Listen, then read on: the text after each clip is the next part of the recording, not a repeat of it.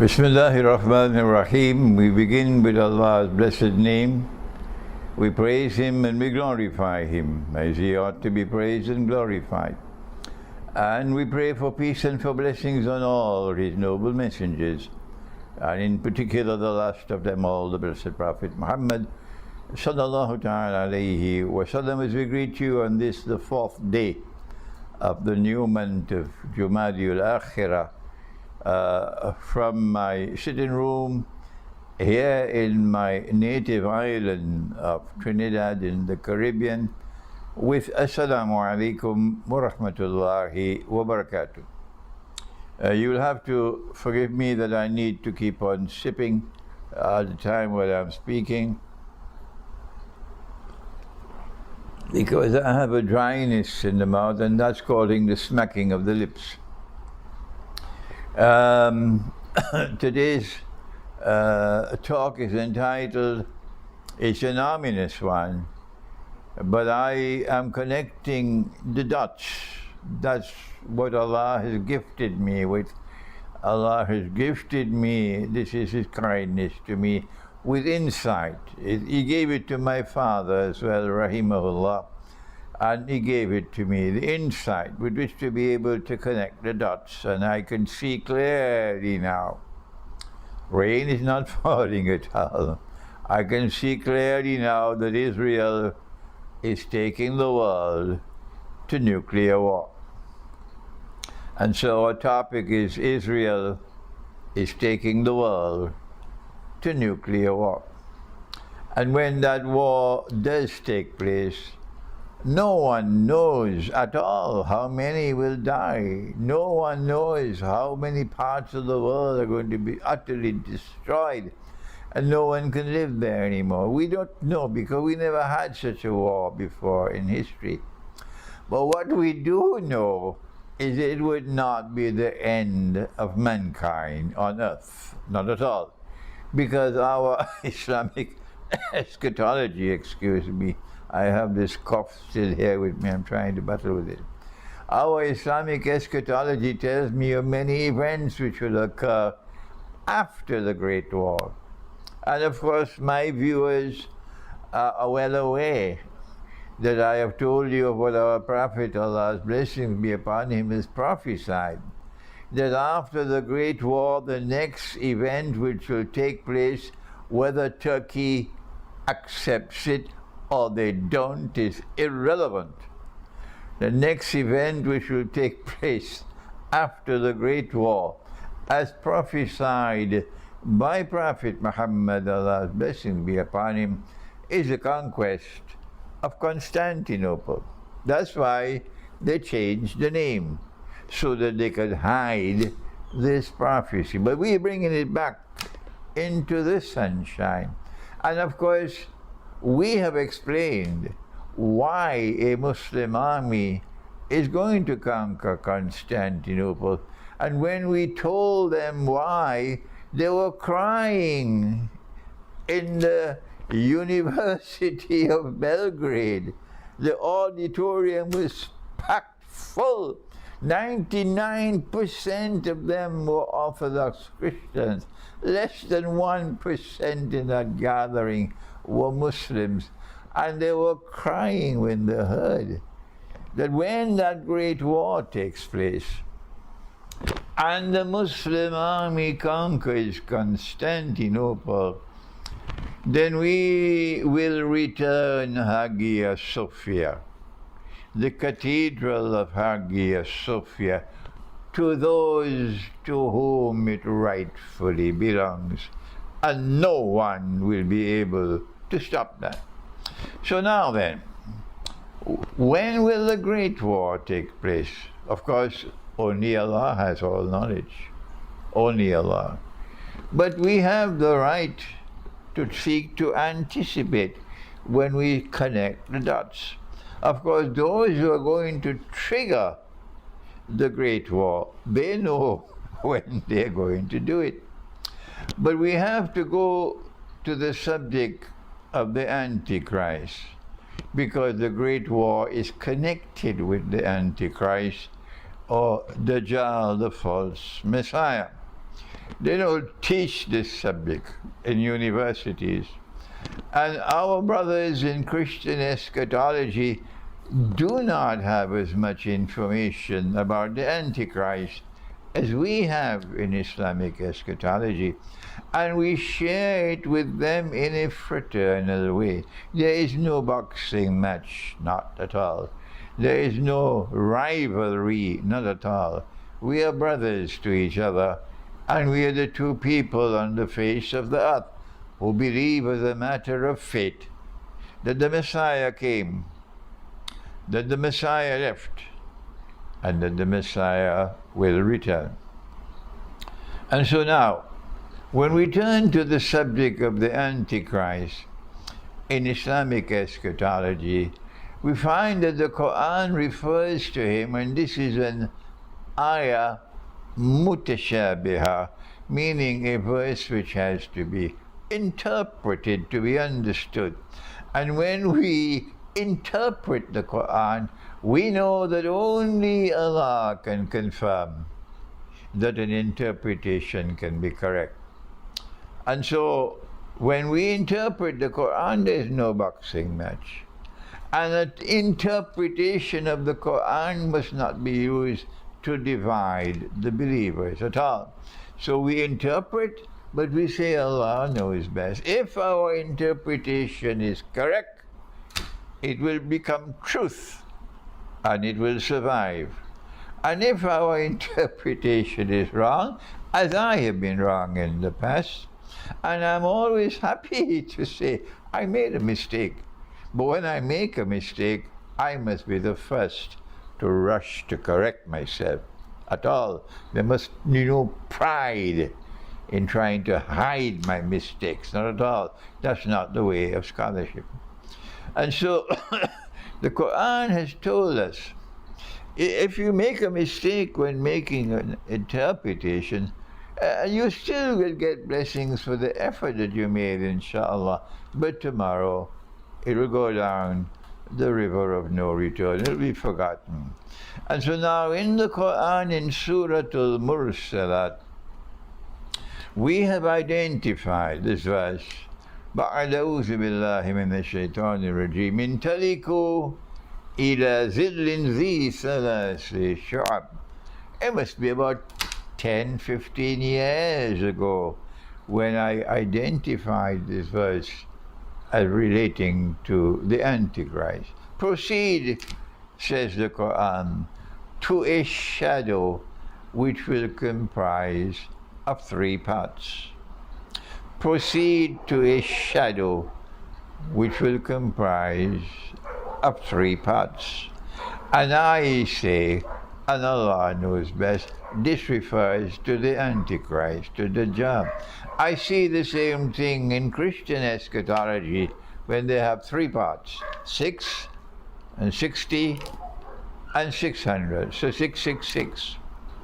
But in our eschatology, we have a prophecy of Prophet Muhammad, Allah's blessing be upon him, which is in harmony with this verse of the Quran.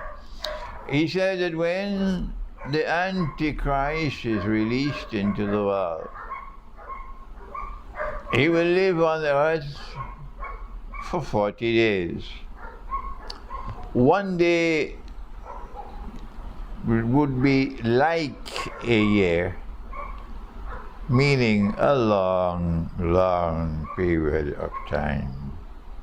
One day would be like a month, meaning in the second phase or the second stage, it will be shorter. One day which will be like a week, meaning that in the third stage of the life of the Antichrist, it will be a very short span of time. وَالسَّائِرُ أَيَّامِهِ كَأَيَّامِكُمْ. And despite the fact, now listen carefully to this, because this is the first time I'm explaining it this way. Despite the fact that the first day is like a year, and the second day is like a month, and the third day is like a week. Yet all his days are like your days. This is the first time that I am explaining this hadith this way. Now then, when I write my book on Dajjal, the Qur'an and time, there will be more analysis on this hadith. But for today, what we have in Islamic eschatology, and I got an email today from a Christian eschatologist, and he was commenting on this hadith of the Prophet ﷺ and offering his view and interpret. This is a Christian eschatologist in contact with me.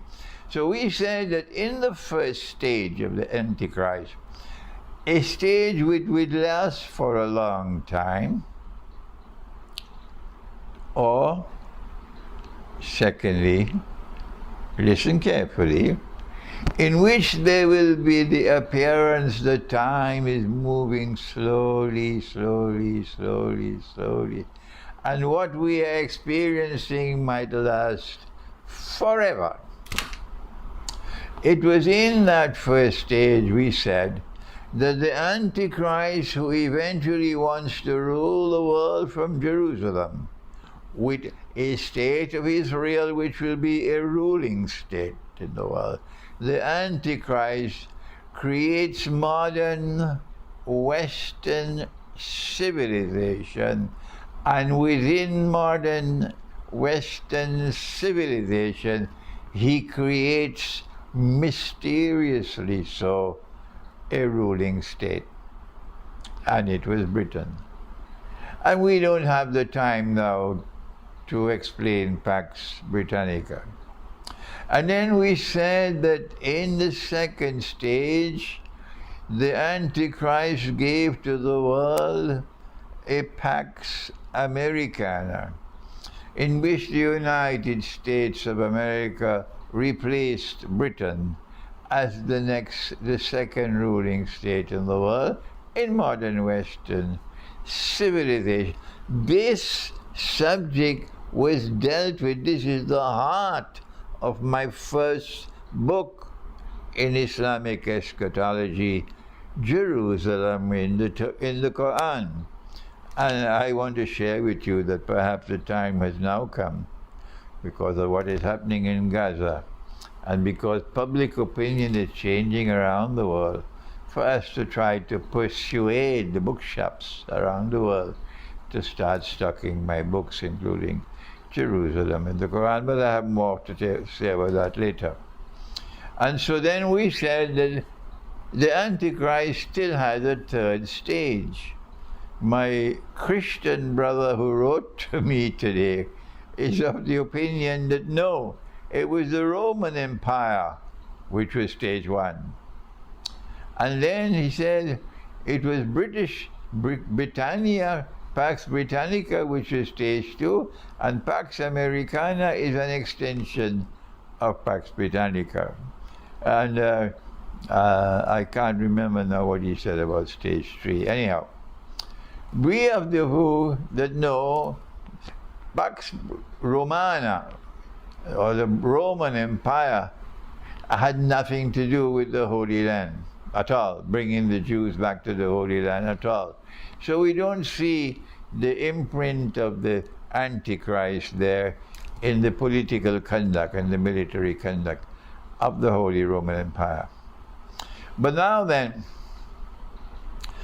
we say that the third stage will be a stage in which Israel will attempt to rule the world and to establish a Pax Judaica.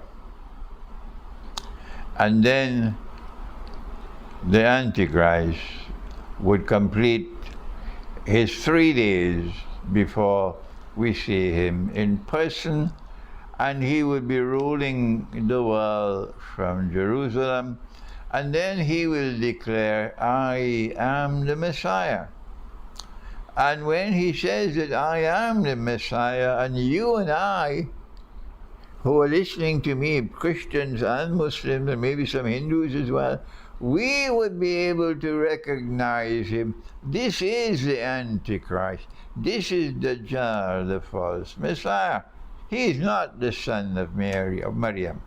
He is the Antichrist.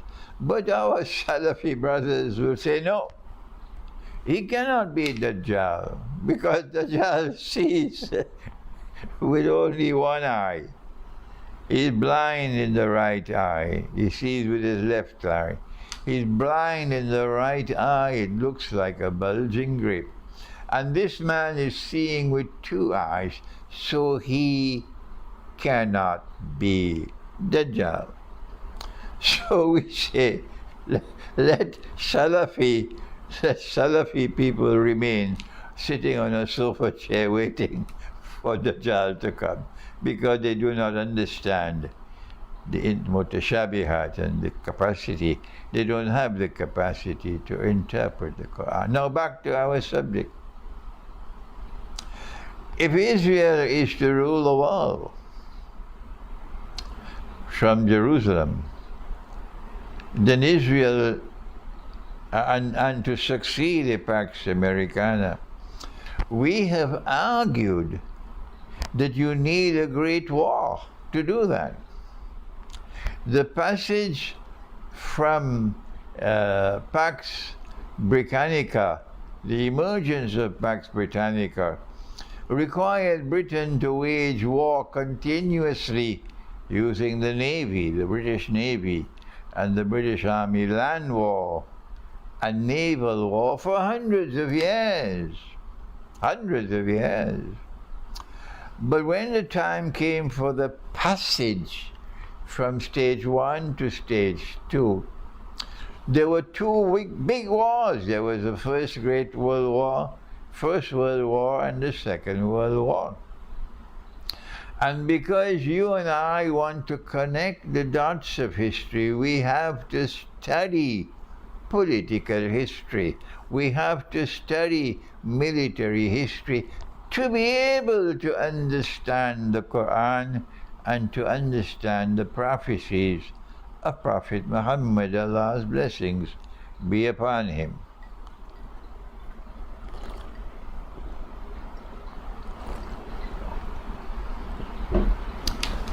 Our critics don't appear to have that interest. We saw that in the First World War, it was a false flag, an assassination of the Grand Duke Franz Ferdinand of Austria-Hungary, who was assassinated in Sarajevo in the summer of 1914. But on Judgment Day, we'll get the evidence that the gunman was not acting on his own, that there was a planning behind it. There were actors behind him who targeted the assassination of Franz Ferdinand, because they wanted to use this to have a domino effect, to bring about a war which they had planned.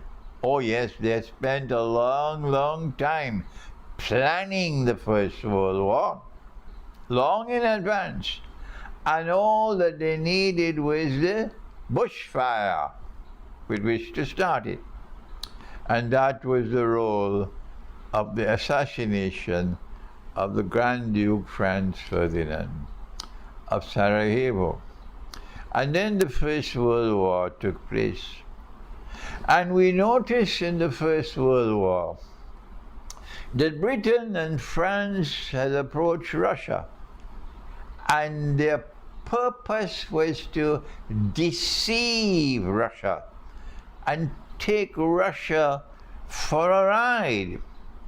I chatted today for a long time on the phone with my dear friend Ken O'Keefe, and Ken might be listening to this lecture as well. And I explained to Ken, and he laughed. He laughed. I said, the Tsar Nicholas of Russia was a man who belonged to a family which had faith in the Lord God. They were pious Christians. But while he had faith in his heart, he didn't seem to have more than peanuts in his head. And so the British and the French were successful in deceiving Russia and establishing a triple alliance with Russia.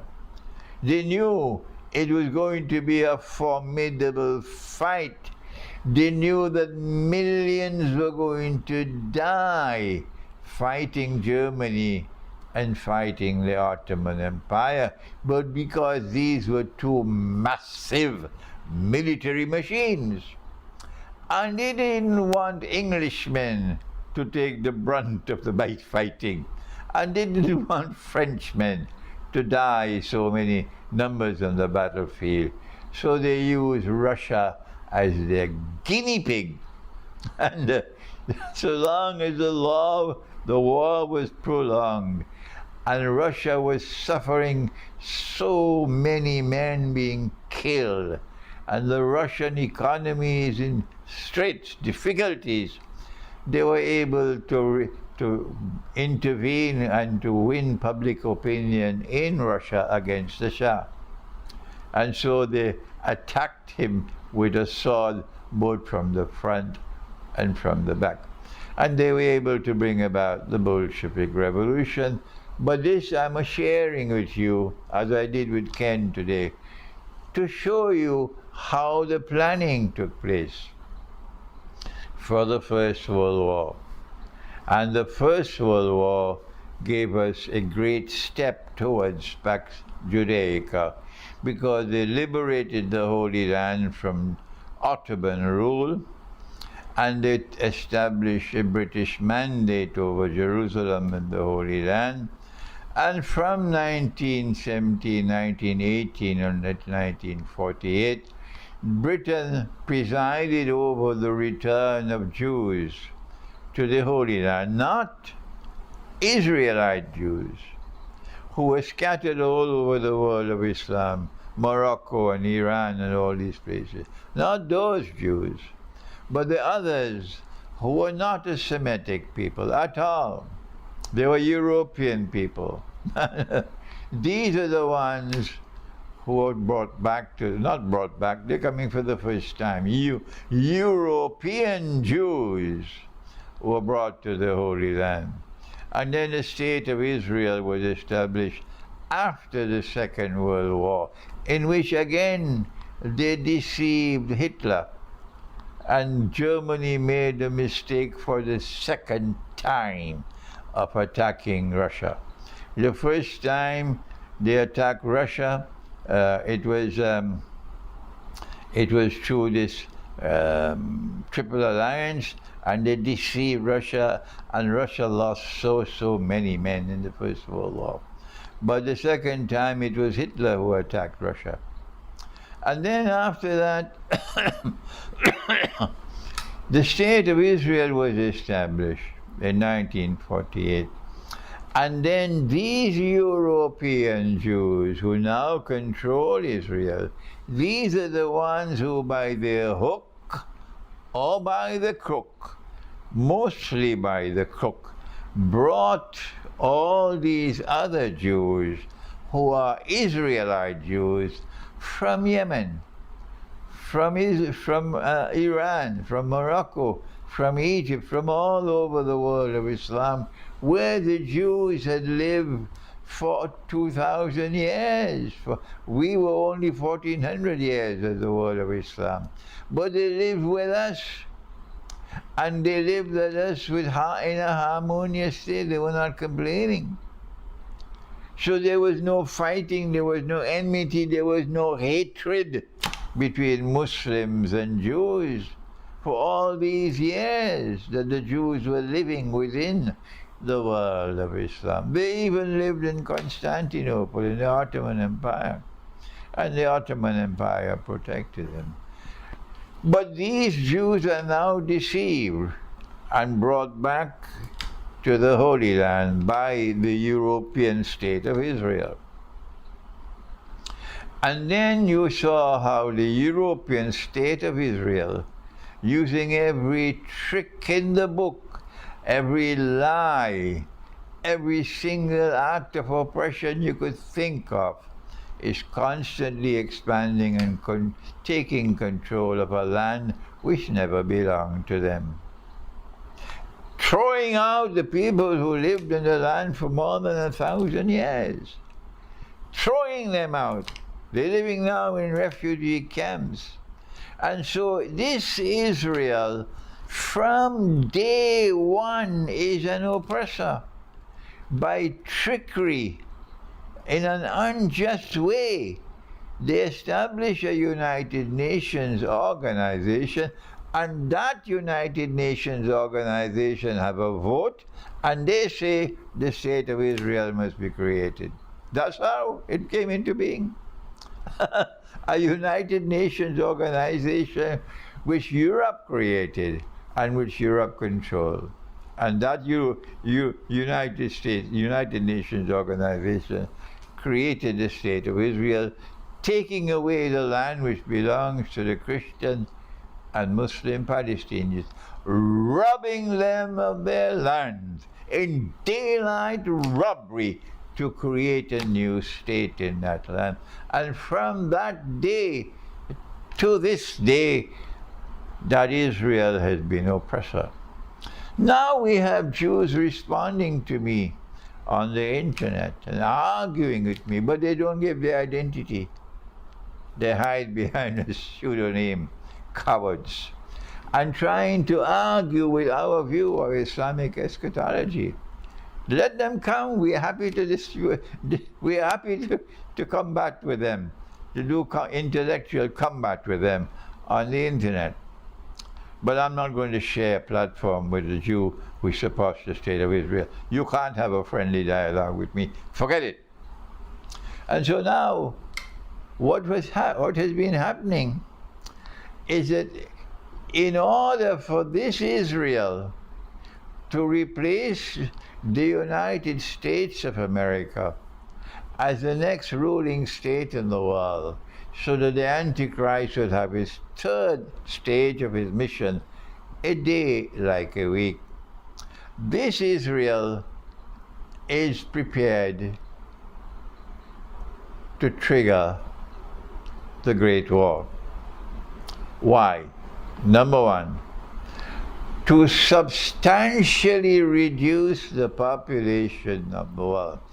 And I am not the only voice speaking about this. No, there are so many others already saying the same thing, and they're not saying it from the perspective of Islamic eschatology at all. That there is a plan afoot to substantially reduce the population of the world. They might say, well, there are too many cockroaches in the world. We have to get rid of all of these cockroaches. We are the chosen people of the Lord God. But secondly, there are two major powers in the world now. There used to be the Soviet Union, and there used to be the Western Alliance. And then when the Soviet Union folded its tent and disappeared into the darkness of the night, then a Russia emerged, mysteriously so, which returned to Russia's Orthodox Christian heart. And once that happened, then China was the first in the world to have the insight and to have the political acumen to recognize that this Russia is not a rival to China. The previous Soviet Union was a rival to China, but this Russia is not a rival to China. Indeed, China came to the conclusion very rapidly that this Russia can be trusted while the West cannot be trusted. And so China reached out to this Russia after the Soviet Union was folded its tent and disappeared into the darkness of the night. And Russia responded to the Chinese initiative, and an alliance between Russia and China emerged. And this alliance became a formidable military and political and economic bloc in the world, rivaling the West, rivaling NATO. And now we see, in fact, that Russia is the greatest military power in the world today. But Israel wants a great war between these two giants, because Israel is calculating that a war, a nuclear war between the China-Russia alliance and NATO, will be a war of mutual destruction. And when these two major superpowers are destroyed, mutually destroyed in a nuclear war, and the population of the world is substantially reduced, that Israel will now have a chance to claim to be the new ruling state in the world. Nothing that I have said today is new to you. You knew this long ago. Those of you who have been listening to me, and those of you who have been thinking. But there are others, they eat the biryani and go home to sleep. They're not concerned so much with the hunger for knowledge. And there are others who just discovered me, and they're probably hearing this for the first time. But there are so many of you who already know this. Now then, what is now happening, the connecting the dots, is that although the Great War has not as yet taken place, Israel knew that the attack by the Islamic resistance, which occurred, was it in October? Was it October? Yeah. That Israel knew it was coming. And I held the view that Israel was observing the movement of weapons into Gaza. It is not that Israel was ignorant. They knew about it. I held the view that Israel thought that the massive transfer of weapons that were taking place to Ukraine afforded an opportunity for Israel to assist in getting a part of this huge surplus of weapons going to Ukraine, to a Ukraine which was willing to sell for money. And you could go in the market and buy, the black market, you could buy these weapons. And so weapons were bought. And Putin he spoke about this, and he revealed that this is what happened. This is the president of Russia. That these weapons which were intended for Ukraine were sold in the black market, and they reached Gaza. And Israel knew how they reached Gaza. So Israel was aware that this attack was coming. On Judgment Day, the evidence will be there that I am absolutely correct in my analysis. On Judgment Day, you'll see it.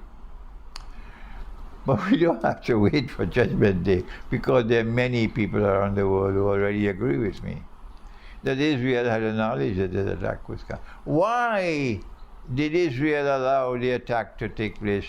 Notice I never used the Arabic acronym for the Islamic resistance. That Arabic acronym that I never mentioned actually means in English the Islamic resistance. That's what it means.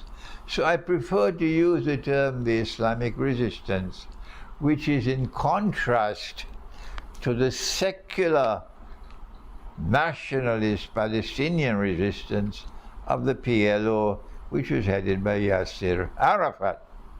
That's a secular resistance, and this is the Islamic resistance.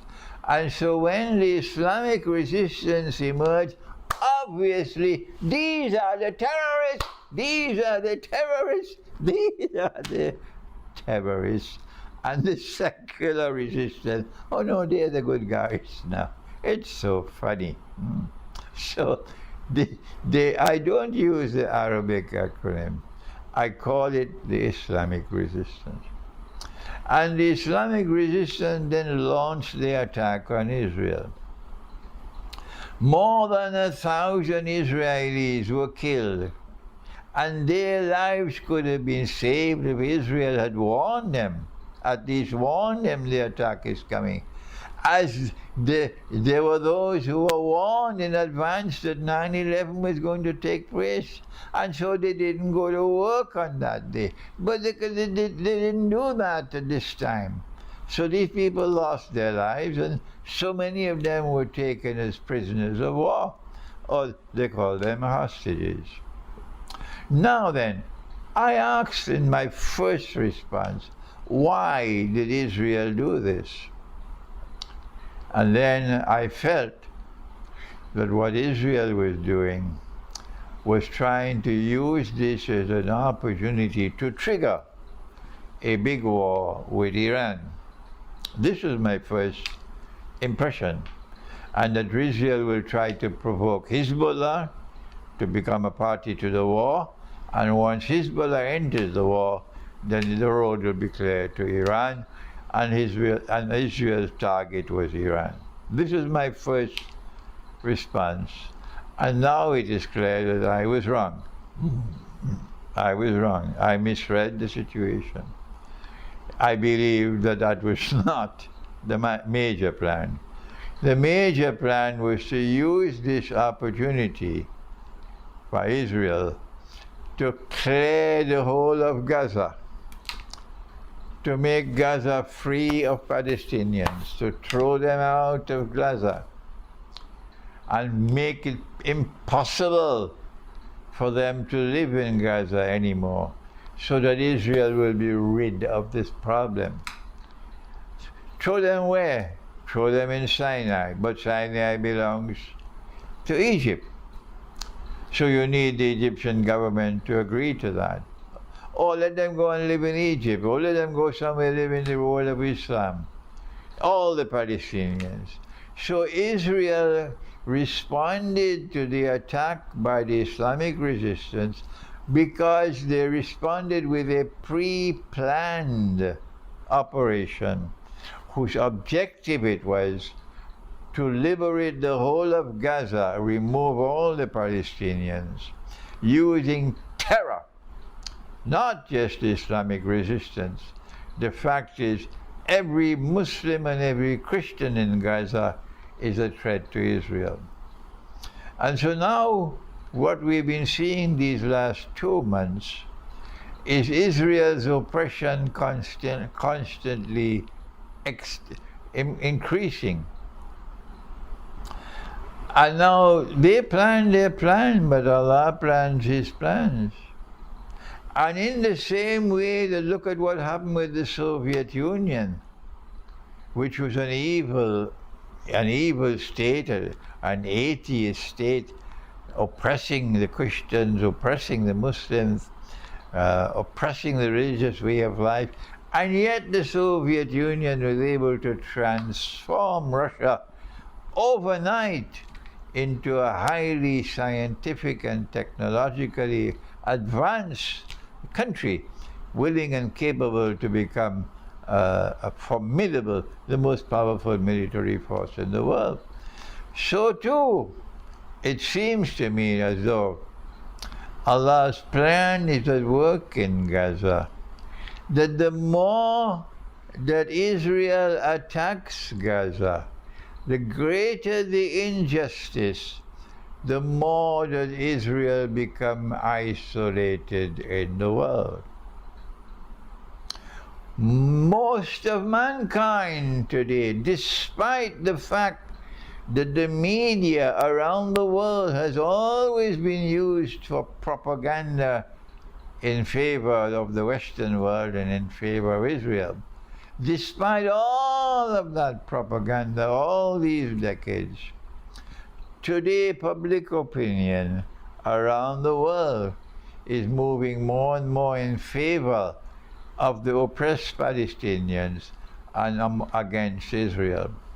And if you look at the voting in the United Nations Security Council and in the United Nations General Assembly, I believe there was a resolution today. I don't know what has happened in the Security Council today, but the last time the Security Council voted, it was the United States which cast the solitary vote, only one country in the world, in support of Israel. But because the United States is a permanent member of the Security Council, it had a veto power.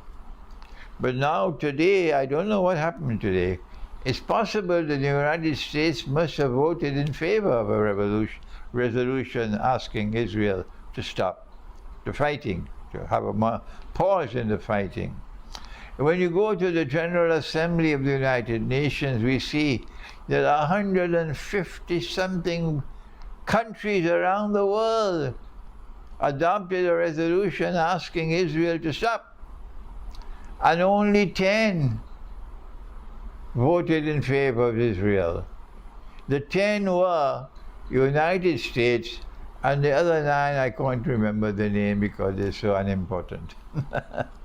And so I'm concluding this talk by saying to you that Israel is becoming more and more isolated in the world.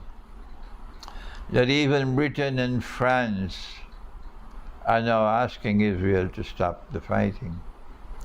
So what's going to happen? Answer: those who want Pax Judaica will now realize that the United Nations is no longer an asset. The United Nations has now become a liability.